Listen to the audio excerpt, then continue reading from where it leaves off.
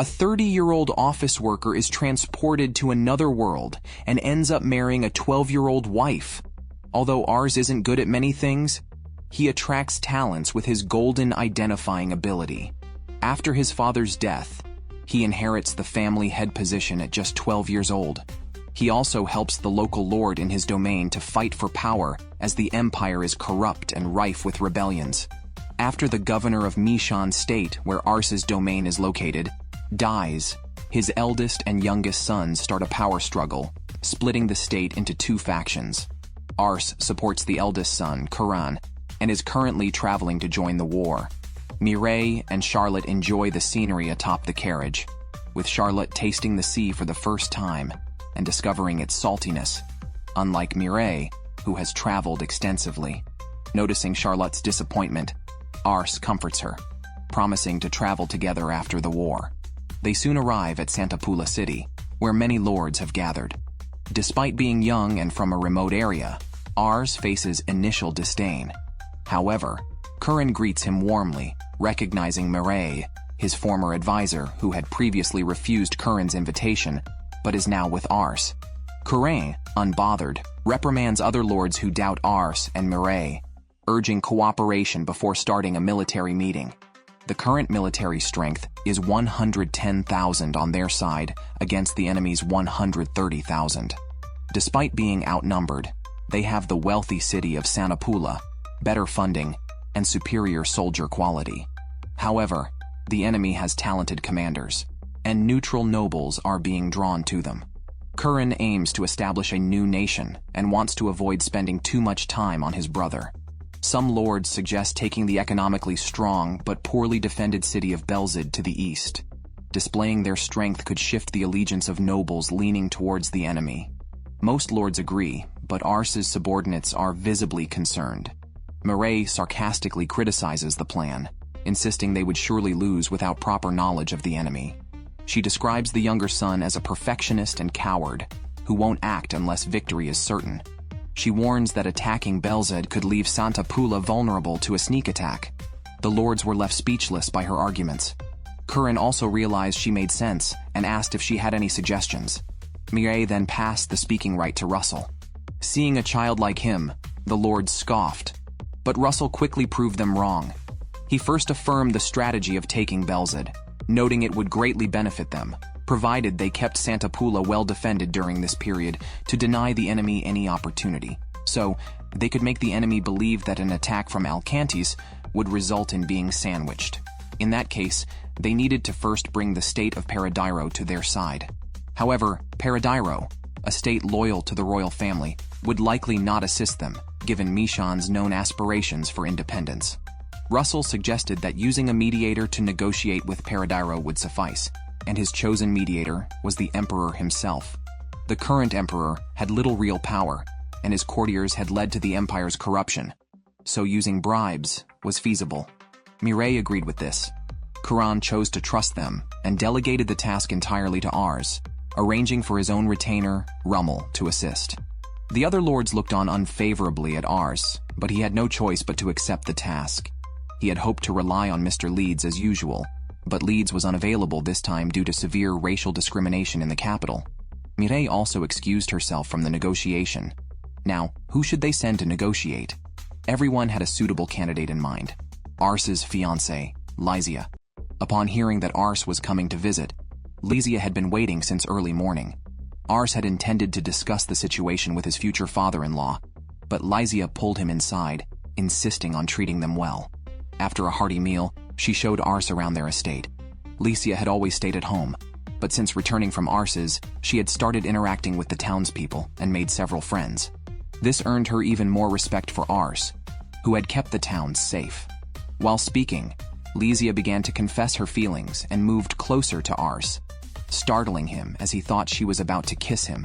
Instead, Lysia just wanted to show him the flowers, many of which Ars had given her before. After the tour, Ars brought up the matter at hand. This required Lysia's father's approval, but Lysia said she wanted to make her own decisions, which is why she brought Ars here. Ars explained the situation, hoping Lysia would help them negotiate with the capital. Without hesitation, Lysia agreed.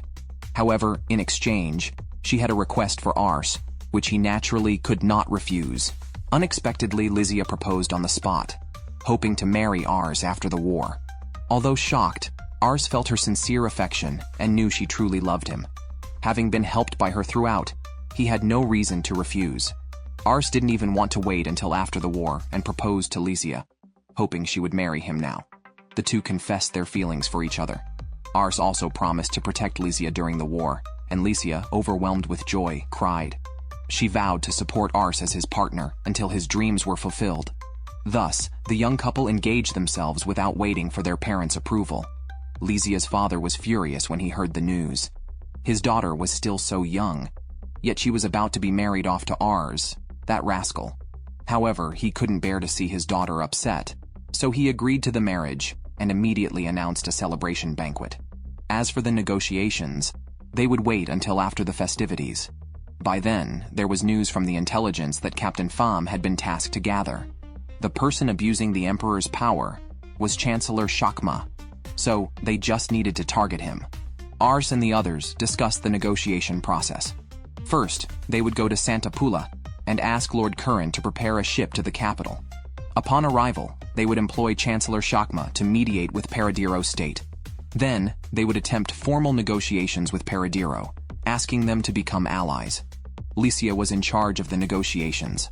However, being young, the other party might not trust her, so she would bring Rummel, a trusted aide of Lord Curran, for more credibility. Mireille was very pleased with Lysia's performance, proud that she was Ars's fiancée. Charlotte, on the other hand, was displeased, questioning if it was the right time for marriage with war looming.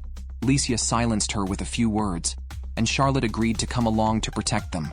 After Ars and his party set off, Captain Pham rode after them, reporting new intelligence that the younger son had allied with Sight State. He then left after sharing the news. Ars checked the map, realizing their camp could be sandwiched between the younger son's forces and Sight State. If Sights attacked Mishan State, Ramberg would be the first to be hit. Lysia comforted Ars, urging him not to worry too much. If they could successfully sway Paradiro State, the battle situation could be balanced, and they could catch the enemy by surprise. However, this made the success of the negotiations crucial. Suddenly, the carriage jolted, spilling several books on political science from Lysia's bag. It turned out Lysia had also been working hard in secret. After all, she was to be Ars's wife, and must fully support him. Upon reaching Santa Pula, Curran informed them of the situation. Lysia mentioned they were already aware, and after negotiations with Paradiro State, they would negotiate with Sight State, asking them not to advance. Curran was also pleased with Lysia's performance, and upon hearing Ars and Lysia had already married, he congratulated them. Then, Curran's eldest son Rengu came to greet them, and Ars recognized Rengu's capabilities. Curran invited him for a private talk, expressing concerns about his son's abilities. Previously, he had let him be, but now he wanted to encourage his strengths, unsure of what they were. Ars frankly admitted that Rengu's current capabilities were not high, but his potential was promising. Reassured by Ars's words, Curran was relieved. Preparing the ships would take some time, so Ars and his party went shopping. Charlotte was not shy about buying a lot of local products. Lysia, as a wife, was more reserved, but Ars noticed her eyeing a brooch and bought it for her. It was just a simple gift, as he planned to give her a formal engagement gift later. Lysia happily accepted the brooch, and they boarded the ship together. Rengu unexpectedly joined us, eager to achieve great deeds in the capital and impress his father. However, shortly after we set sail, Rengu became seasick. While he was leaning over the side of the ship, he noticed people on a small boat waving at us. We pulled them aboard and learned they were fishermen who had been adrift at sea. Charlotte offered them wine, but they quickly took her hostage, unfortunately grabbing the strongest among us. Annoyed, Charlotte blew them up. However, Ars noticed their weapons were not swords, but kitchen knives used for fishing, suggesting they were not pirates. The leader confessed they were fishermen who worked at the capital's port. They used to borrow money from the government to fish, but as the capital's finances worsened, they could no longer get loans and had to borrow from merchants at high interest rates, leaving them desperate. Ars sympathized with their plight and gave them 3 gold coins as a loan, expecting repayment once they earned money. Rengu was shocked, believing these men untrustworthy, but Ars explained that a leader who does not trust his people cannot gain their trust. Even if betrayed, without mutual change, their relationship would remain the same. By trusting the people, they would eventually trust him back, although Rengu still thought Ars naive. Nevertheless, the fishermen left with the money Ars provided, and we soon arrived at the capital, a city center surprisingly run down. The streets were filled with impoverished people while the nobility lived in wealth, blind to the poor. Rengu optimistically suggested that Chancellor Shakma was blinded by money and would be an easy opponent in negotiations. However, Lysia remained cautious and prepared for the next day's talks, which surprisingly involved wearing a beautiful dress. Shakma, already informed of their arrival, was waiting at the castle. Ars assessed him and found his political skill, intelligence, and ambition very high, making him a tough negotiator. Shakma simply invited them to sit without much regard for who they were, only caring about the money involved. The negotiations began as Lysia had anticipated. On the ship, she had already gathered everyone to discuss. They could only offer 2,000 gold coins. If Shakma wanted more, they would have to return for more funds. The goal was to make Shakma feel like he was getting a good deal by starting with a low offer. Lysia initially offered 500 gold coins.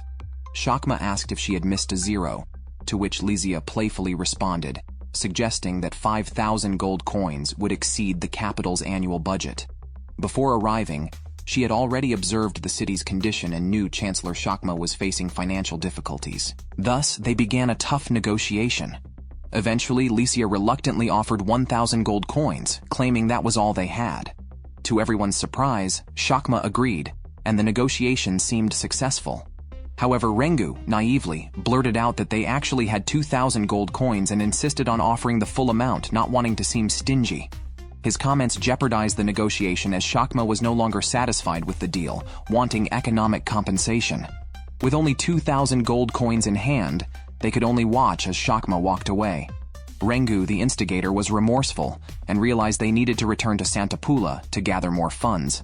He blamed Ars and Lysia, thinking if they had initially offered 2,000 gold coins, the Emperor would have mediated, and they wouldn't have underestimated Santapula's financial strength. Ars was speechless, and in a critical moment, it was Lysia who chased after Shakma to apologize. She took off her coat and dress, removed her expensive jewelry, and offered them as part of the deal. Shakma's assistant confirmed the items were worth 500 gold coins, and eventually, Shakma agreed to their terms. After the negotiation, Ars was relieved despite the troubles, but Lysia said everything went as expected. The most important thing for them was not to lower the amount, but to quickly conclude the negotiations. Even if Rengu hadn't revealed they had 2,000 gold coins, the negotiation wouldn't have ended so easily. Shakma would have looked for a chance to be bribed, so Rengu's remark was just a trigger for the event. Lysia had prepared her clothes and jewelry ahead, and the negotiation ended successfully, without Shakma realizing their strategy. So, everything was within Lysia's expectations. However, Rengu was unhappy again, feeling Ars and Lysia were dishonest, questioning how such people could be loyal to Mishan. Rummel earnestly explained to the young lord that having power from birth meant he didn't need to lie or flatter others, but Ars and Lysia had to think about how to protect their people as lords, and lying was justifiable for that cause. It didn't mean they didn't love Mishan, but Rengu still couldn't accept it and ran away crying. Ars quietly left, understanding that Rengu's outburst was due to his straightforward nature rather than dislike. Rummel mentioned Rengu just hadn't learned how to express love yet, but believed he could become an excellent king. Meanwhile, Shakma wrote to Paradiro as agreed. A week later, Paradiro's envoy arrived in the capital, and Rengu returned just before the negotiations, although no one knew what he did during that week. The negotiations were set to start again. Before the negotiations began, Paradiro's diplomat first asked Ars if they were planning to declare independence, specifically requesting Rengu to answer. Surprisingly, Rengu, who had matured in just a week, did not rashly disclose Mishan's plans to form their own nation. Instead, he cleverly shifted the blame to their political enemy, Samok. Even more unexpectedly, the other side believed him and expressed a willingness to ally with them, mainly out of respect for the emperor, with the diplomat shaking Ars's hand to formalize the alliance. This was largely thanks to Rengu.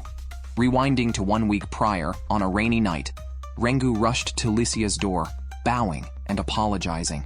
He realized he had almost ruined everything despite everyone's efforts, and had wrongly accused them of disloyalty to Mishan after hearing Rummel's words. Ashamed, he sought Lycia's advice on how he could be of help. Sensing Rengu's sincerity, Lycia allowed him to attend various banquets in the imperial city. Given that he had openly spoken about sensitive matters during the negotiations with Shakma, everyone would see him as very honest. Thus, Lycia had Rengu spread rumors that it was Basamok's camp planning independence, which everyone readily believed. As Lycia expected, this preparation made the negotiations with Paradiro go smoothly, and Rengu learned a lot from Ars and Lycia, fully trusting them. Their journey was filled with laughter and joy.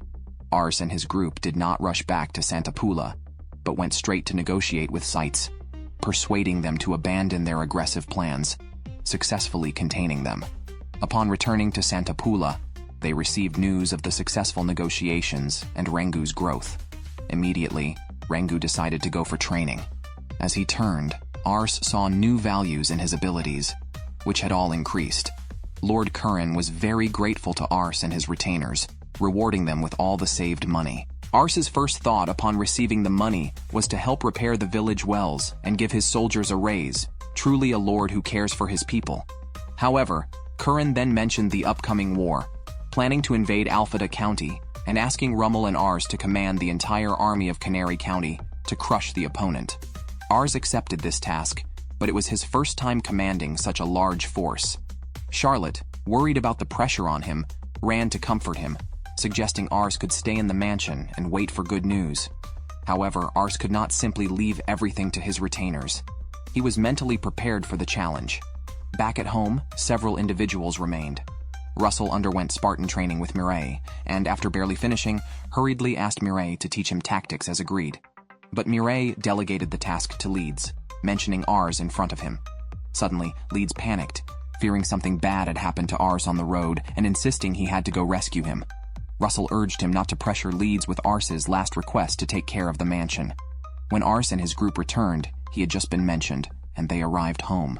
During dinner, he shared their experiences in Santa Pula with Mireille and the others, and spoke of the imminent battle. They were preparing to lead the army the day after tomorrow, so he suggested that everyone rest well tomorrow. Since they would not see Lycia for some time, Ars spent the day touring their territory with her. The villagers, having heard about the war, gathered around them. They were not anxious, but concerned for Lord Ars, offering them lots of food and fruit. Before returning home, Ars visited his father's grave alone to talk about his recent experiences, as he was about to fight his first battle. He recalled being stopped by his father the last time he was set to go to war, and wondered if he now had the look of a warrior. Regardless, he resolved to fight for the land and its people. Unexpectedly, Leeds and 2 others also arrived, wanting to pay respects to the old lord before deploying. They assured the old lord that they would protect Lord Ars and were confident of victory. On the day of departure, Lycia handed Ars his sword, promising to guard their lands until his triumphant return. Once the soldiers from various territories had assembled, Curran raised his arms, instantly boosting morale. In his speech, he specifically mentioned Ars's contributions, noting how their situation had improved thanks to the efforts of Ars and his retainers. Seeing the soldiers' excited faces and enthusiastic cheers, Ars finally understood why his father had participated in wars that might lead to death. The companions who risk their lives together indeed provide a profound sense of security. Ars is about to enter his first battle, and his subordinates are worried. Russell catches up to share his thoughts on Canari's military tactics. This preparation should allow them to handle any strategy their opponents use. Everyone reassures Ars that he is not fighting alone. He has many comrades behind him. This boosts Ars's spirits, and he joins Lord Curran in a full military assault. However, upon reaching the city gates, they see a white flag, and the gates open willingly. Ars is confused, but Curran suggests the enemy might have lost the will to fight upon seeing their formidable strength. They expect no major battles before Belzed. Ars is relieved, not realizing this is all part of Basamek's strategy, sacrificing one territory to make the enemy overconfident, then setting a trap in the next, with a major general lying in wait. This bald general is very confident about the upcoming war, assuring the Lord not to worry and to leave everything to him. However, the Lord's daughter is unhappy and disapproves of her father's subservience to the bald man. She argues that they cannot entrust everything to someone else in a war that affects their subjects. The Lord confesses he cannot bear such a heavy burden, letting the bald man take the lead, as he only needs to defend the most critical strongholds. Concerned for her aging father, the daughter volunteers to help defend these key points. Meanwhile, Curran's camp discusses their battle plans. The leader wants to end the fight with minimal casualties. Ars looks to Russell, who shares his strategy. Given that Samok County has 3 fortresses each manned by about 1,000 soldiers, they plan to attack each fortress with 3 divisions of 4,000 troops. Such an overwhelming force should quickly secure a surrender. The main force will wait near the towns, ready to converge with the divisions and force Samok City to surrender. Curran instructs Ars and Rummel's Canary army to capture the most crucial fortress. The next day, the army sets out. From a mountain vantage point, Ars and his team scout the enemy. Russell thinks it urgent to send scouts to the fortress's peak to assess the enemy's formation, enabling an efficient attack. Mireille, however, thinks Russell is being too textbook, arguing that third-rate commanders only think of using their forces effectively, whereas first-rate ones consider how the enemy might defeat them. Regardless of the enemy's formation, the disparity in military strength is evident. They are bound to lose unless they have a unique trick up their sleeve. Persuaded by Mireille's point of view, Russell rethinks his approach. If it were up to him, he would encircle and besiege the fortress. Indeed, enemy forces below are quietly observing them. Russell acknowledges the lesson and quickly takes notes. Lord Serena's daughter also received news of the enemy's approach. They immediately set up defensive barriers around the fortress, intending to hold the city. Ars and his team only need to use magic to break the barrier and then storm in. Charlotte leads the magic soldiers to launch a coordinated attack on the fortress, but unexpectedly, the barrier remains intact. However, Charlotte hadn't acted yet.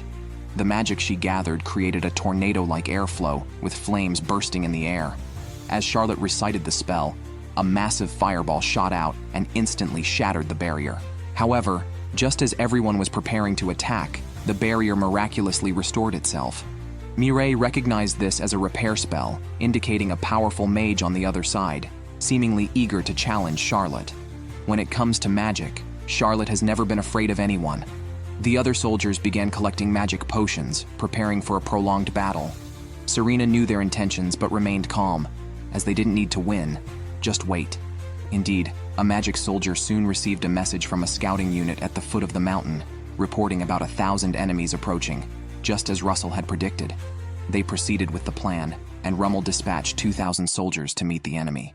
But then, further information revealed that the enemy's main force seemed to be waiting in the rear, with 10,000 troops coming. Mireille quickly realized that the enemy was betting everything. Ars asked what to do, as they could no longer proceed with the plan. Facing such numbers, they couldn't win if they went to meet them, and couldn't capture the fortress quickly while risking being sandwiched by the enemy. Unless they could seize the fortress before the encirclement team arrived, and wait for Curran's main forces to support them, thus encircling the enemy in turn. Alternatively, they could retreat to minimize losses. Rummel didn't hesitate to choose the latter, unwilling to risk 4,000 soldiers. However, Ars stopped Rummel, believing in his subordinates' capabilities. He trusted his judgment and his comrades, and asked Leeds if he could hold off the enemy's 10,000 troops for half a day. Leeds boldly claimed he could hold them off for a whole day, or even defeat them outright. Charlotte, not to be outdone, said she could break through the barrier in an hour. Ars wasn't just being reckless. A retreat would not only reset the situation, but also give the enemy time to send more reinforcements, potentially prolonging the war. Conversely, capturing the fortress now could lead to significant strategic gains. Ultimately, Rummel chose to trust them. At this moment, the approaching army of 10,000 was feeling triumphant, convinced that the enemy was utterly terrified. But before they could finish that thought, a barrage of arrows rained down from the sky, followed by the notorious Black Reaper of Ramberg. An hour earlier, Leeds had explained the battle strategy to his troops. Even if there was a significant difference in strength between the two forces, fighting on the narrow mountain path would equalize the frontline combat power. To prevent the enemy from spreading out, some soldiers were positioned on both sides of the path to shoot arrows. Leeds would handle the rest. Meanwhile, Charlotte continued to lead the magic soldiers in relentless assaults, but no matter how much they attacked, the barrier quickly repaired itself. It had become a battle of attrition involving magic potions. After all, this was the enemy's home ground, and they were well prepared. The only way to stop them was to destroy their magic potion device, preventing them from using the barrier repair magic. However, Charlotte and her team were already attacking at full strength, and the enemy still had plenty of magic potions left. Preparations made by the Lord just in case. Serena was unhappy, feeling that this was her father's lack of trust in her. So she needed to prove her strength and reinforce the barrier again. At this point, Charlotte and her team had only a little magic potion left. Charlotte sighed and decided to use that move.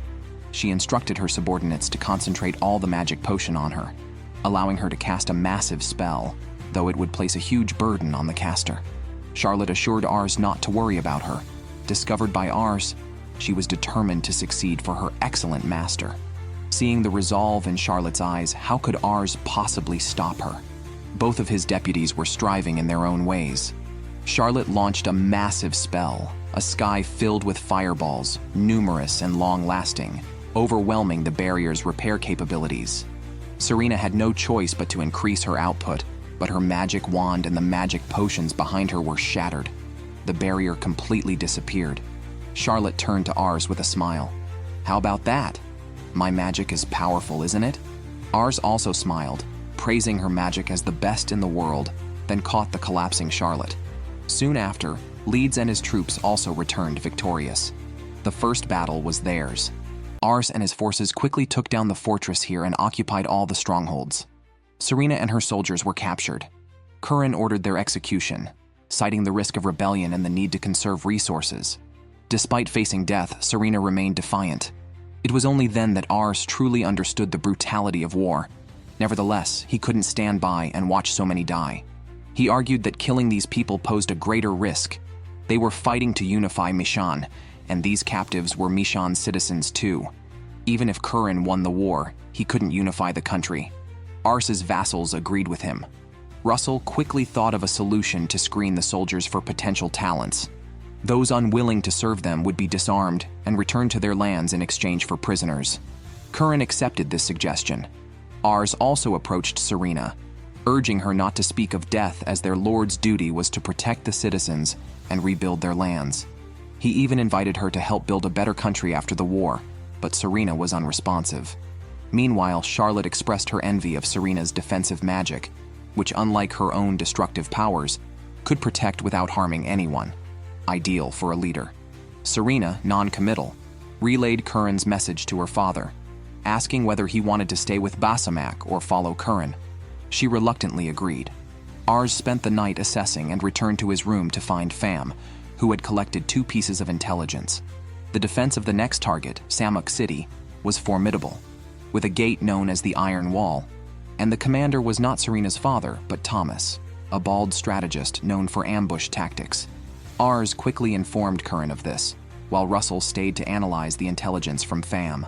On the other side, Serena returned with her remaining soldiers, expecting her father's rebuke, but found him just happy to see her alive, leaving her with mixed feelings. The next day, Curran led his army to Samok City, which was well prepared to defend itself. Curran ordered a full assault. The defending soldiers, confident behind the moat and city walls, felt secure. They just had to operate the artillery. But Curran's soldiers were fearless. And just then, the Iron Wall gate opened. Pham had infiltrated and opened it from inside. Everything started last night. Russell confirmed that the Iron Wall gate was difficult to breach from the front, so he planned to send Pham inside to open the gate directly. The method involved smuggling Pham in during a prisoner exchange. This plan proved successful. Once the gate was breached, a large number of soldiers poured in. Serena wanted her soldiers to resist fiercely, but the Lord had already ordered a full surrender, which deeply upset her. As a child, her father had been brave and became a lord because of his military exploits.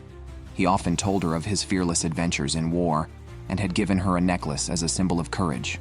However, since the succession conflict erupted in Mishan, her father had changed, making Serena feel betrayed. Angry, she confronted her father, who immediately told her to escape with others. This broke Serena. She declared her intent to die in battle. Thomas then praised Serena's bravery, but lamented that the city was doomed. Despite expecting defeat, he revealed a strategy that could ensure victory: a magic detonator linked to explosive spells placed throughout the city. The Lord would feign surrender to draw Curran in and then detonate the city, ending the war prematurely. Shockingly, the Lord agreed to this ruthless plan and was about to send his soldiers to safety when Thomas stopped him, insisting everyone stay to ensure the plan's success without arousing suspicion. Serena immediately disagreed, finding Thomas's plan dishonorable. Thomas pressured the Lord, citing Serena's own words about preferring an honorable death to a disgraceful life. Yet Ars's words about envisioning a better future for Mishan resonated in her mind. Seeing the fear in her servants and soldiers, Serena was filled with rage. Just as her father reached for the detonator, it fell to the ground. At that moment, the Lord had a revelation. His reputation and Lord Basamac's wishes were insignificant compared to his care for his people. He would not allow them to be harmed. Thomas mocked him from a position of superiority and then left. His men charged at the Lord, but Serena blocked them. In a crucial moment, the Lord drew his sword boldly, forcing Thomas to order his men to stand down. Serena finally saw her father as the brave man he once was. The Lord then led his soldiers to surrender to Curran, stating that his own fate was unimportant as long as Curran did not harm his soldiers. Curran, educated by Ars, naturally would not do so. Instead, he was grateful that the Lord chose to surrender voluntarily. This not only reduced their casualties but also expanded their military ranks. Meanwhile, Serena found Ars and admitted their defeat, but asserted it was far from over, as he planned to build a stronger territory. They negotiated peacefully, unaware that Thomas still held another detonator. As a commander, he always had a backup plan and was eager to see them all perish in flames. When the detonator was pressed, the explosion was not far away, thanks to Fam's efforts. Following Russell's request, Fam had moved the explosives set up in the city earlier. During their initial defense strategy at the fortress, Russell had sensed something amiss. Considering the disparity in military strength, surrendering and handing over the fortress seemed more rational. This led him to ponder if the enemy had a reason to detain them. Later, learning the enemy commander was Thomas, he figured that even if they lost the battle, blowing up the entire city would eliminate them all, prompting him to ask Fam to investigate and remove the explosives. He did not inform Ars and others to avoid letting uncertain assumptions hinder military actions. Mireille thought this was considerate of him and showed significant growth on his part in the war. On the other side, the Lord apologized to his daughter. Since the outbreak of war, he had been trying to improve his people's situation, continuously accommodating those above. Serena had also come to understand that fearlessness alone is not courage. Laying down weapons is also a form of bravery. The father and daughter reconciled, and Ars's name soon spread throughout Mishan after the war. The news of Ars's first victory quickly reached Lycia. She remained quite calm in front of her maid, who instantly turned into a fanatic once she left. Curran's army, after taking Samok City, set their sights on Belzed. Before that, Curran decided to give his troops 3 days off to rest and recuperate. Ars and his subordinates each had their plans. Only Leeds wanted to stay by Ars's side. The two planned to go shopping together, while Charlotte and Mireille had already gone to feast. Russell was eagerly absorbing knowledge in the library. Ars and Leeds found themselves on a bustling street. Although the war had just ended, the people were smiling. Suddenly, Ars saw a crowd gathered ahead and a small boat flying out from it. He hurried over to watch the excitement. It turned out to be a toy designed by a man, powered only by a magic stone, which quickly fell and broke. However, the man then took out an egg, twisted a key inside it, and a bird emerged. Ars, very interested despite its impracticality, did not hesitate to buy it for 3 gold coins and praised the vendor for his impressive technology. He tried to assess the man's talent, but saw only a black fog, which made him think there might be a problem with his golden finger. Back at camp, Curran held a military meeting about the upcoming assault on Belzed, one of the 3 major cities along with Santa Pula and Alcantis. They controlled Santa Pula, while Basamac controlled Alcantis and Belzed. Taking Belzed could drastically change the balance of power, but it would be a challenging battle due to its large population and snowy location. It was crucial to capture the city before winter. Curran decided to divide his army into 2 forces. One would attack Star's City, the largest city protecting Belzed, and the other would target Rolt City to the northwest. After capturing these cities, they would move on to Belzed. Curran assigned Rolt City to Ars and Rummel. Russell first tried to negotiate with the fortresses, but all refused even to talk, suggesting they might have to resort to force. Just then, the last fortress responded, surprisingly willing to negotiate if they sent a high-ranking envoy. Rummel knew this fortress was commanded by Lupa, a general Curran wanted to recruit. Securing his cooperation could double their efforts. Rummel naturally assigned this important task to Ars, who had previously negotiated successfully with the Chancellor. Thus, Ars, along with Leeds and Murray, went to the fortress, where they were immediately met with hostility. These soldiers look full of murderous intent. Normally, negotiations shouldn't be like this. After all, if they were killed, Rummel would definitely lead the entire army to retaliate, and the fortress would fall instantly. Mireille analyzed the situation carefully, also considering that this fortress's reply was the last to arrive. It seems that Lupa had some reason he couldn't decide immediately. She took this opportunity to teach Ars that understanding the opponent's true intentions can be the best negotiation material. Their demands were for them to disarm, and only 3 people could enter. Ultimately, Ars decided to take a risk. He put down his weapons and shouted towards the fortress, hoping to find a better solution with Lupa than warfare. Finally, the fortress gates opened, and the 3 of them were let in. However, inside the fortress, Ars's appraisal eye throbbed again until he saw the rumored Lupa and was about to follow him to the meeting room. Ars suddenly tripped on a step, and the toy he bought on the street fell out. The egg automatically opened, and the bird flew out, circling in the air before landing in Lupa's hands. Ars explained it was just a mechanical toy he bought on the street. It seemed Lupa liked it, and Ars offered it as a gift, but Lupa refused. While looking directly at Lupa, Ars's appraisal eye only saw a black fog again, but it quickly returned to normal, and even revealed information he had never seen before, including Lupa's age and background. It turned out this excellent general was married, but there were no signs of a woman living in this fortress. Ars couldn't help but look around, which was noticed by the soldiers who yelled at him. Ars quickly praised their fortress. Lupa arranged for the 3 to stay in a room and then left. Ars told Leeds and Mireille that this man's abilities were indeed very good. Just as he was about to mention his upgraded appraisal skills, he saw a rocking horse behind the sofa, a toy for young children. At that moment, Ars had a flash of insight and pieced together all the clues. He had a feeling that the negotiation would go smoothly. Before the formal negotiations began, Ars first asked about Lupa's wife in Rolt City and their soon-to-be-born child. As expected, this remark immediately surrounded the soldiers. Ars directly stated his guess. Lupa had planned to kill them from the start because he clearly had a wife, yet the fortress showed no signs of a woman living there, indicating his wife was being held hostage in Rolt City. Samok was threatening Lupa to hold the fortress, or they would kill his wife. Other fortresses were likely in a similar situation, which is why they directly refused peace talks. Moreover, there was no sign of Rolt City sending reinforcements, indicating they had been abandoned. Even so, for his wife and child, Lupa couldn't defect. The only way out was to kill the enemy commander to earn military accolades.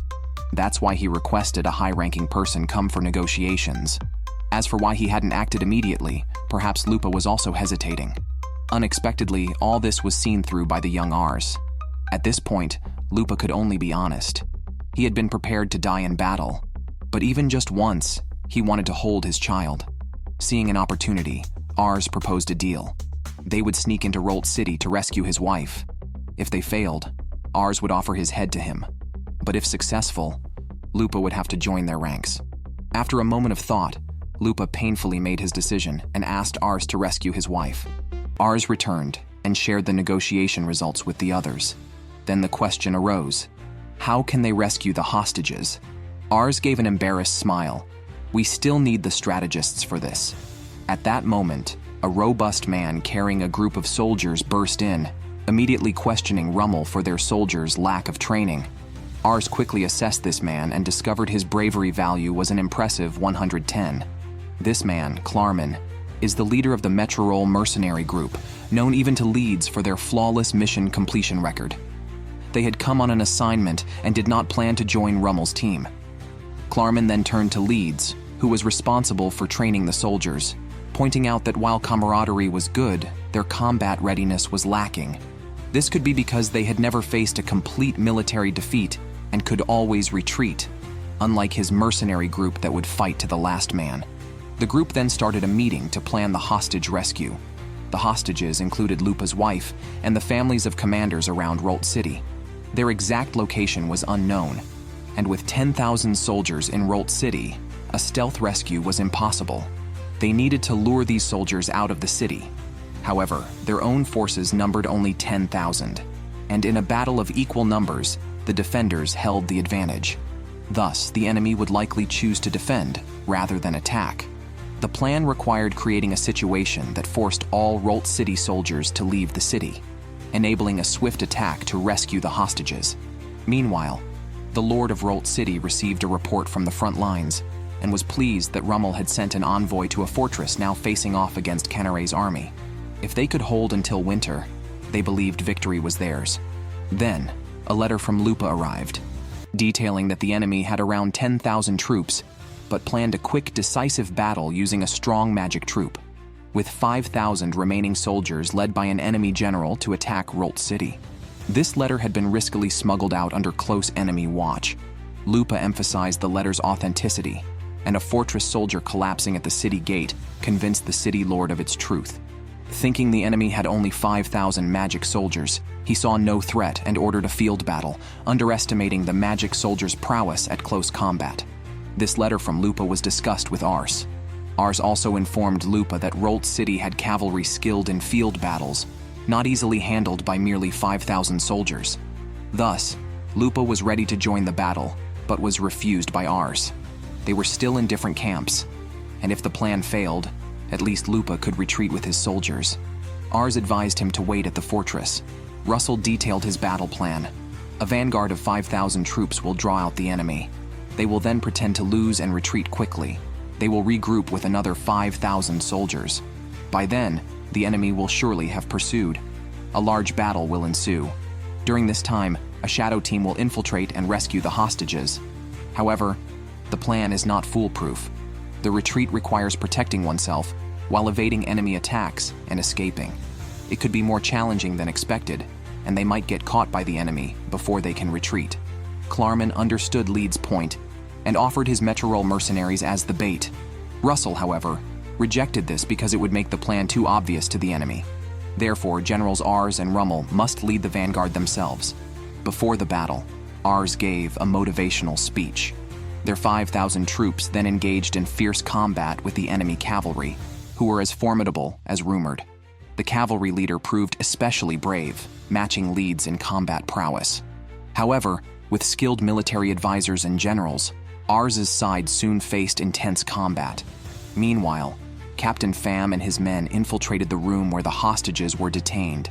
They quickly stated their purpose and urged everyone to leave with them.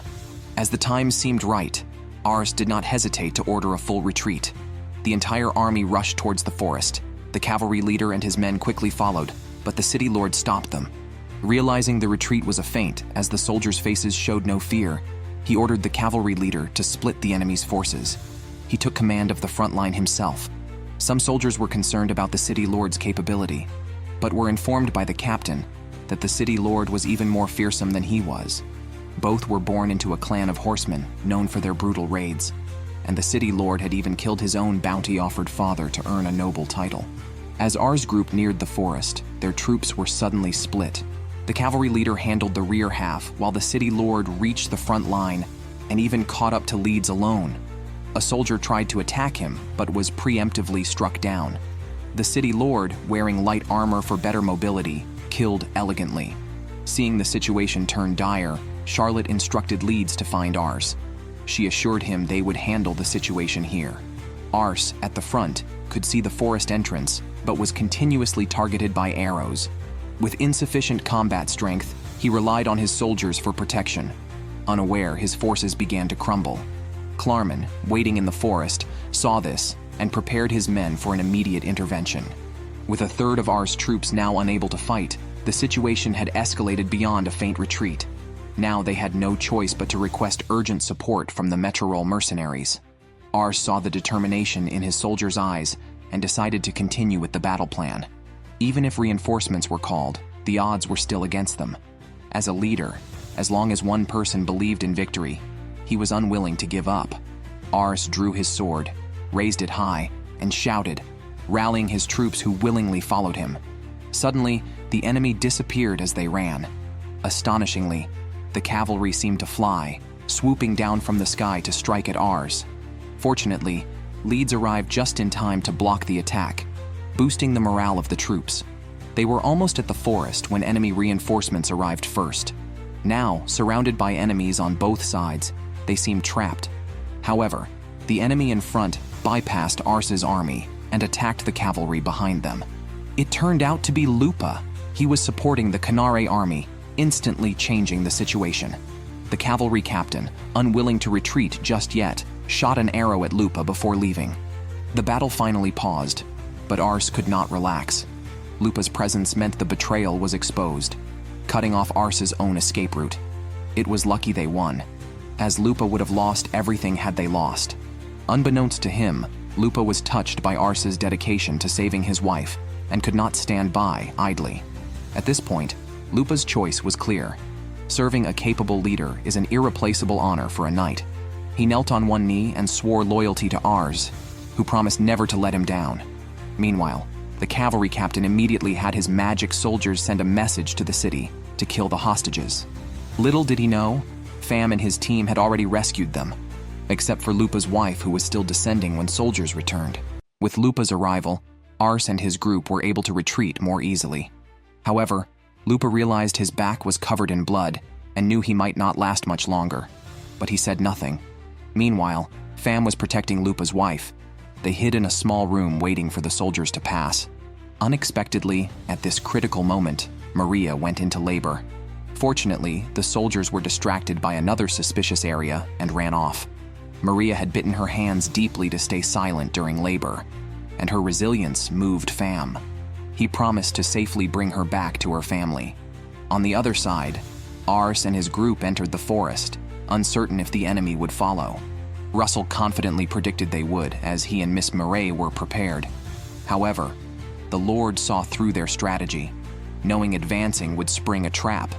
Yet some soldiers, disbelieving, felt the enemy was already weakened by a third and could be defeated despite any traps. They rushed out without waiting for the Lord's order, eager to claim victory. Hearing this, the remaining soldiers followed. The Lord, initially reluctant to take risks for short-term gains, was flustered when his close friend also rushed out, forcing him to lead the remaining soldiers in pursuit. Unbeknownst to him, Russell and Mireille had orchestrated the initial charge, with Mireille even disguising herself in enemy armor during the chaos. Ars and his group met up with a mercenary band, preparing for a major battle. Klarman advised them to rest, letting the mercenaries handle the fight. Soon, the enemy walked into traps, marking the start of the battle. The mercenaries charged, recognized as the fearsome Metrorol band, causing the enemy to flee in terror. But escape was impossible. Klarman and his men surrounded them. The soldiers, less adept in forest combat, were overwhelmed until a cavalry unit arrived. Klarman ordered the capture of this unit, but the captain charged through the encirclement towards Ars and his group. Leeds responded by slashing at the horse's legs, causing both horse and rider to fall. Leeds then engaged the captain in a one-on-one duel. Both were highly skilled, each with a valor rating of 89 and grade A infantry skills, but the captain's longer weapon gave him the advantage, pushing Leeds back against a tree. So when the captain swung his axe, it stuck deep into the tree trunk and couldn't be pulled out immediately. Leeds seized the opportunity to jump onto the large axe, pushing the enemy back and winning the duel. Ars was not surprised at all. Although their combat values were the same, Leeds's intelligence far surpassed his opponent. Leeds, superior in both strength and intellect, truly impressed Ars, who felt proud to have such a subordinate. Despite this, Leeds did not belittle or underestimate his opponent. Following that, the Lord charged in with a large group of soldiers. Upon seeing the captured captain, he became enraged and lost his rationality, swinging his sword in attack. Klarman defended with his own sword and used his immense strength to send the Lord flying, striking the enemy leader in one blow. Ars and his group were astonished. Was this the strength of someone with a valor rating over 100? Now, with both enemy leaders captured, the remaining soldiers had no choice but to surrender their weapons. Ars then gave a post-battle speech and announced their victory. The captain blamed himself for falling into the enemy's trap, slashed the ropes with a gun tip, and drew a dagger, preparing to commit suicide to apologize. However, at the last moment, it was the Lord who stopped him. The Lord then confessed emotionally, admitting that he should have abandoned them, but was reminded of the taste of the soup the captain once gave him. This realization clarified his feelings, and he was relieved that his close friend was still alive. The captain dropped the dagger, wiped the tears from the Lord's face, and they made a pact to return to their hometown after the war. Once the leaders and soldiers were taken away, Ars rushed to thank Lupa, telling him he would soon see his wife. Before he could finish, Lupa collapsed. Ars then noticed he had been bleeding from his back. He urgently called for the medics. Lupa had endured the pain without complaint because he knew that falling might demoralize the soldiers. The medics quickly stopped the bleeding, but Lupa had lost a lot of blood and needed to stay awake. Ars comforted him constantly, but Lupa was prepared to die, even recalling his dreams of living peacefully with his family and dog in a small house if peace were restored. Ars cried, promising to create a peaceful world and urging him not to give up. Yet, Lupa slowly closed his eyes, reflecting on a life almost entirely spent in battle. He had resolved to keep fighting, but his wife had brought him to a new world of happiness. As long as he was with her, even the smallest things brought him joy.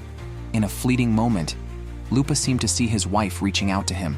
He reached out to take her hand, and to his surprise, it really was his wife who had returned. Lupa instantly brightened up, sat up, and hugged his wife. Fam was also relieved to see this and handed their newborn child back to Lupa. The family of 3 was content and happy. The scene moved Ars to tears. Afterwards, they cleaned up the battlefield and mourned. Both sides had lost many soldiers in the battle. Ars ordered the surviving soldiers to bury all the bodies. He knew that war brings sacrifices, but whether fallen comrades or slain enemies, they all had families and things they held dear. Determined not to let these sacrifices be in vain, Ars resolved to create a peaceful future. For this, they needed to keep moving forward and win the next battle. Watching his back, Rummel couldn't help but praise him, remarking on his general-like stature. That night, everyone camped and rested. Ars was in his tent, busy writing letters to the families of the deceased soldiers. Unable to bring them back to life, he could only offer some comfort to their families in this way. As he wrote, he recalled the moments he had spent with those soldiers, remembering every name and face. Leeds sat down beside him to help write the letters.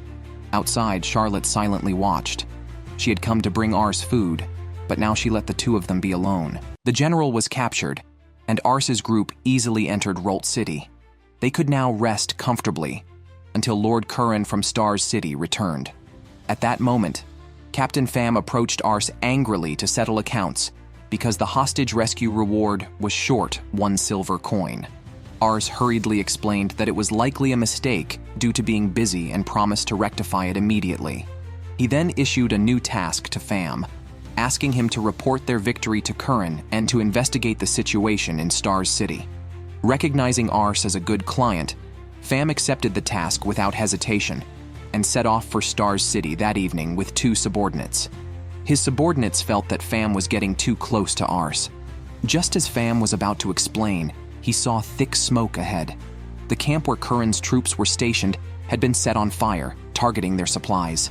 To worsen matters, other supply units had also been attacked, likely losing more than half of their supplies and magical water. Pham decided it was not the time to contact Curran and immediately sent his subordinates back to report to Ars. This plan was orchestrated by Thomas. Now, with a shortage of supplies at Curran's End, and Stars City being easy to defend but hard to attack, they just needed to hold out until winter to see the outcome of the war. Although Thomas did not underestimate Curran, knowing they would quickly devise a strategy, he aimed to strike at their weaknesses before they could respond and secure a victory in one go. The weakness was Curran himself, an excellent general whose excellence meant he could not stay back at St. Pula City, but had to lead on the front lines.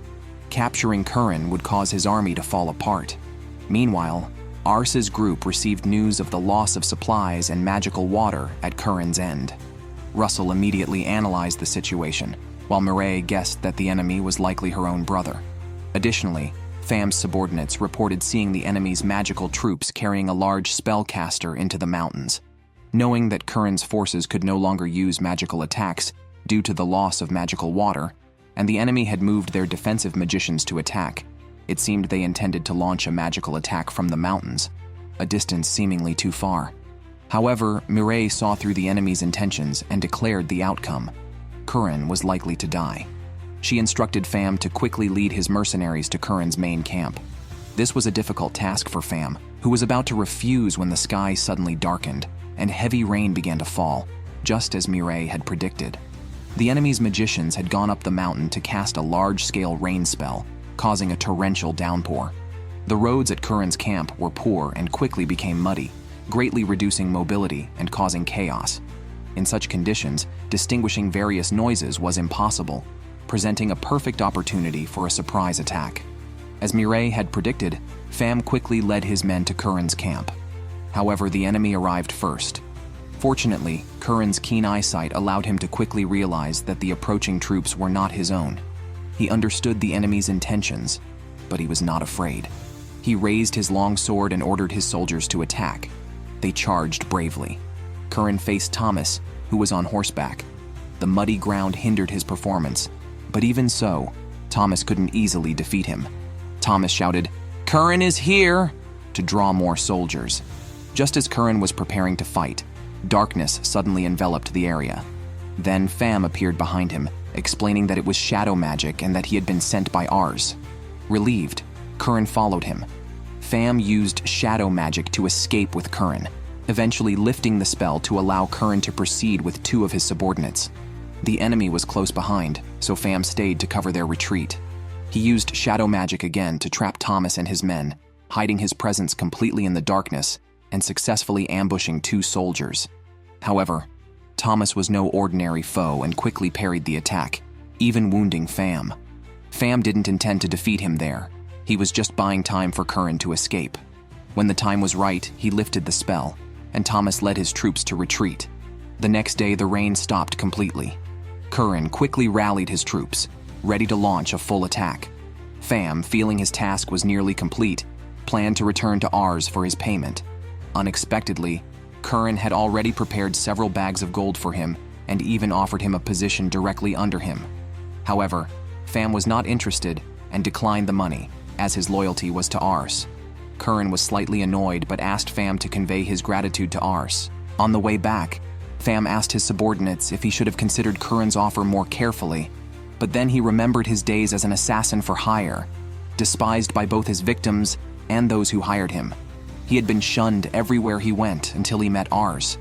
Back with Ars had already been contacted by Curran, who warned that Fam might ask for a hefty fee. As Fam began to confirm this, Ars noticed the injury on his arm and immediately checked it, asking if it had been properly disinfected. Fam was unaccustomed to such concern. His shadow group was made up of wanderers and criminals, which is why they took any job. As he said this, he made a fearsome face and asked if Ars was afraid of them.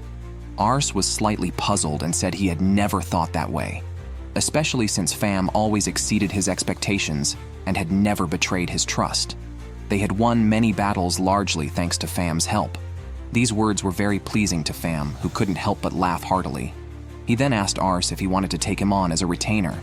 The team members were stunned, but the captain quickly convinced them. Fam was very optimistic about Ars and wanted to stay by his side, feeling that this would allow him to continue living as a human. Thereafter, Fam and the other team members swore their loyalty to Ars. Meanwhile, on the walls of Stars City, the soldiers were drunk, as they only needed to wait for winter to arrive. Only one red-haired soldier kept watch outside the city. Another soldier tried to take his long spear, but was shocked by its weight. Although the ordinary soldiers could not even lift it, the red-haired soldier wielded it with impressive agility. Ars and his forces are finally set to attack the City of Stars. Upon reaching the outskirts, they immediately contact Curran to commence combat. Their strategy involves surrounding the city with 50,000 of Curran's main troops, while 5,000 Ars troops attack from the north. The enemy's commander, a county governor under Belzed, concentrates his magic soldiers in the south to counter the main force, leaving just enough in the north to oppose the 5,000 troops. Unfortunately for the enemy, Charlotte from Ars's side can single-handedly take on 5,000. Ars's 5,000 soldiers hold their position, with only Leeds riding out at full speed with Charlotte. The burning arrows do not touch them, and the captain calmly orders an increase in magical amplification. However, the cannonballs are also ineffective, being sent flying back by Charlotte. She then fires at the city gate, blasting a large hole through the wall. Seeing the opportunity, Ars leads his army in a charge, calling on the Metrorole mercenaries to spearhead the attack, opening the south gate for Curran's forces from the inside. Klarman immediately takes command in battle, and Ars meets up with his vassals. Seeing the walls collapse, the enemy soldiers quickly lose morale, except for a red-haired soldier who remains defiant. Soon, Ars's forces break into the city, with Leeds bravely fighting hundreds single-handedly. All enemies in front of him are defeated. Seeing this, the captain can only surrender, hoping Leeds would spare the soldiers. Suddenly, the red-haired soldier jumps out, eager to fight. Bram falsely claims he is 17 to bypass the captain's restraint, showing the stubbornness typical of Stars's troublemakers. He challenges Leeds, the strongest among them, and Leeds accepts without hesitation, giving the boy a lesson in true strength. Bram grows more excited with the battle, boasting he is the strongest soldier here, unable to be defeated by others. Facing the formidable Leeds, he feels he has finally met a worthy opponent. Leeds, however, finds the fight dull, managing to defeat Bram merely by dodging, criticizing Bram's reliance on brute strength and emotion with no tactics, even proving that Bram falls for the simplest feints. Leeds is frustrated by Bram's wasted potential. As Ars and others arrive, the fight between Leeds and Bram turns into a coaching session. Ars curiously assesses Bram and discovers the boy's exceptional talent. Realizing Ars's presence, Leeds apologizes for inadvertently coaching an enemy, but his actions have already won Bram's admiration, who immediately kneels to become a disciple, declaring his desire to switch sides. Leeds initially wants to refuse, but Ars, seeing potential, eagerly accepts, urging Bram to join them. Though lacking in intellect, Bram's potential for bravery and leadership surpasses even Leeds, and under Leeds' guidance, his talents are sure to be unlocked. Bram didn't know who Ars was. When he heard that Ars was Leeds' master, he assumed Ars must be even stronger and immediately knelt down. With Bram and Ars insisting, Leeds had no choice but to take Bram as his disciple. After this, Mireille arrived. When the surrendering soldiers saw it was the torture devil Mireille, they were reminded of the fear she instilled and legends of soldiers broken under her control, and they promptly betrayed their comrades to avoid further torment. The Metrorole mercenaries also received the news and deactivated all traps. Fam opened the southern city gate, allowing Curran's main forces to storm in. Seeing the situation was dire, the Lord of Stars City fled with his personal guards. Curran's camp successfully captured Stars City, moving the War of Succession towards its final phase. After settling down in Stars City, winter came with heavy snow. Curran publicly praised Ars, not only for sending mercenaries to rescue him, but also for opening the breakthrough to conquer Stars City. However, this praise caused discontent among others. Later, Curran summoned Ars. Entering the room, Ars felt the tense atmosphere. Curran directly asked him, given his young age and his seemingly miraculous ability to understand people, who he really was or what he was hiding. Ars sensed trouble. Was it because he overshadowed his lord? Was Curran worried about him usurping the throne? Or did he discover that Ars wasn't from this world?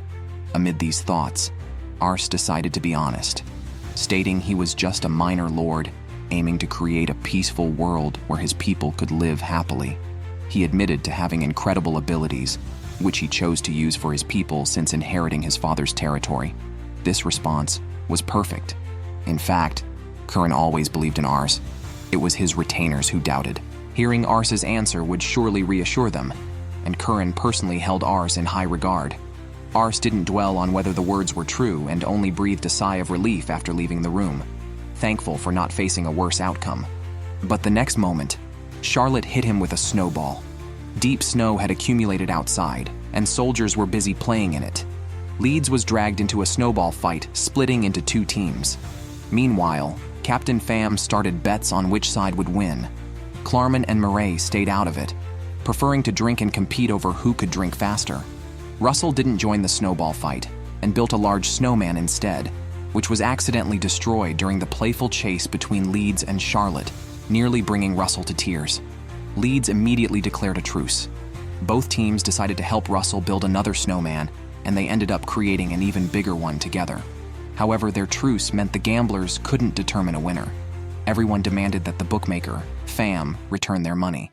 Pham immediately fled with 2 of his subordinates. Seeing everyone enjoying themselves so much, Ars felt content. Charlotte also expressed her wish to enjoy the snow with everyone next year. At that moment, Leeds put a scarf around her. Laughter and cheer filled the air. Silently, Ars resolved not only for next year but for every year to protect these smiles. On the other hand, Thomas was having a tough time. His schemes were repeatedly seen through by Mireille and had failed several times. Just when he was feeling downcast, his superior, Lord Samok, unexpectedly came to visit him. Mireille and Thomas, siblings, were born into a noble family. Mireille was a prodigy from a young age, always outshining her competitive brother Thomas, who was resentful whenever she stole the limelight. Even when they first served Governor Michan, Mireille secured a position before Thomas. Thomas never denied Mireille's talent, but disapproved of her disdain for their father. He always wanted to surpass Mireille to prove himself. Before he could achieve this, Mireille was exiled, maintaining a carefree demeanor until her departure. Subsequently, Thomas became the new advisor, thinking he had finally outdone Mireille. However, after Michan's region split, the siblings ended up in opposing camps. Mireille could predict every one of Thomas's plans. As Curran's army advanced unstoppable towards the Basamak headquarters, Thomas was filled with guilt and knelt before Basamak to confess his failures. Basamak did not blame him, acknowledging his dedication akin to that of his father, which moved Thomas to vow to fight to the end for Basamak. Meanwhile, Ars and his group were discussing their next move to attack Belzid's key stronghold, the city of Belzid. Thomas considered assassinating Curran, a sign of desperation, making it a perilous battle ahead. Unexpectedly, an envoy from the enemy requested a ceasefire, claiming the city lord did not want further sacrifices since Curran's army was in a superior position. Everyone assumed the envoy sought peace, but they carried a lofty warning instead. The envoy claimed they had developed a massive weapon, a colossal catalyst machine capable of destroying cities with a single magic strike. They warned that Curran's current position could be instantly obliterated if war resumed. The city lord had sent the envoy out of reluctance to destroy his own lands. However, if Curran insisted on continuing, they would be forced to use the massive catalyst machine. Mireille and her group believed this was merely a bluff, as the former governor had never mentioned such a weapon, and Belzid's capabilities did not extend to creating such powerful armaments. Reassured by his group's consensus, Curran instructed his subordinates to reject the envoy. However, Russell remained silent, thinking it reckless to dismiss the threat as a mere bluff, especially since their opponent was Thomas, who might have other strategies. Russell pressed Mireille for more details about their sibling dynamics, wanting to understand the enemy better. Mireille explained how she and her brother became military advisors after their father was accused of treason and executed, despite their father's pleas for clemency before his death. The governor had claimed to receive numerous secret accusations, leading to the loss of their nobility and their father's execution. Meanwhile, Curran received news that a large weapon was spotted on the hills of Belzid. Panic ensued. Was the envoy's warning true? Mireille calmed everyone, suggesting the weapon was a decoy to mislead them and proposed sending Pham to investigate. Indeed, Pham discovered the supposed catalyst machine was a fake, lacking essential components like a magic reservoir.